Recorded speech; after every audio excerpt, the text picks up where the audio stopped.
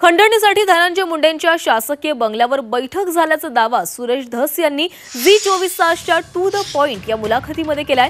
त्याबाबत बजरंग सोनावणे यांनी प्रतिक्रिया दिली आहे। सुरेश धस हे अभ्यास करून बोलणारे नेते आहेत, त्यांच्याकडे काहीतरी पुरावा असेल तेव्हाच ते बोलतात। शासनाने आणि पोलीस यंत्रणेने याचा तपास करायला पाहिजे असं बजरंग सोनावणे यांनी म्हटलंय।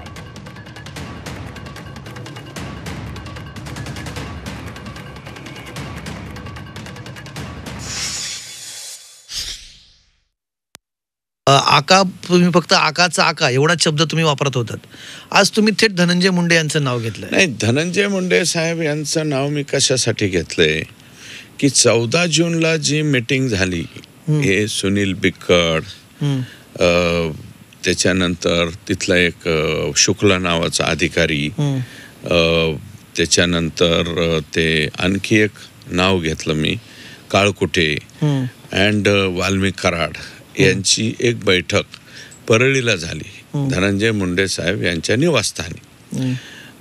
तिथं बैठक झाली। नंतर जोशीकडे इकडनं प्रयत्न होत होता। कंपनीचे दिल्लीचे वगैरे काही डायरेक्ट अधिकारी असतात किंवा कंपनीचे वरिष्ठ म्हणले असतील की ज्या कंपनीकडनं खंडणी मागितल्याचा आरोप आहे त्या कंपनी, हा, त्या कंपनीच्या वरिष्ठांनी जोशीच्या मार्फत प्रयत्न केला की धनंजय मुंडे साहेब तुमचे लोक खाली आम्हाला त्रास देत आहेत, असं करतायत, तर मग काही होतंय का, अशा पद्धतीचा प्रयत्न हा कंपनीने केला। मग हा प्रयत्न त्यांच्या कानापर्यंत गेला, आकांच्या वाल्मिक कराडांच्या। मग त्यांनी काय सांगितलं की आपण 19 तारखेला तिथं बसू, 19 जूनला साधारणतः। परंतु सातपुडा बंगल्यावरती अल्ताफ तांबोळी, शुक्ला, वाल्मिक कराड, सुनील, ते आता नाव घेतलेला तो पोरगा, आणि यांची धनंजय मुंडेंच्या समोर बैठक झाली। आणि बैठक होऊन त्या बैठकीला धनंजय मुंडे उपस्थित होते। धनुभाऊ त्या बैठकीला उपस्थित होते।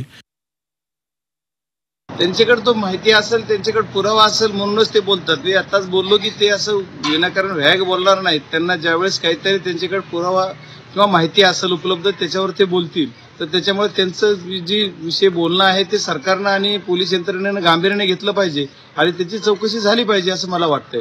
या सर्व गोष्टीच्या जर खोलात सरकार गेलं तर नक्कीच न्याय मिळेल जनतेला।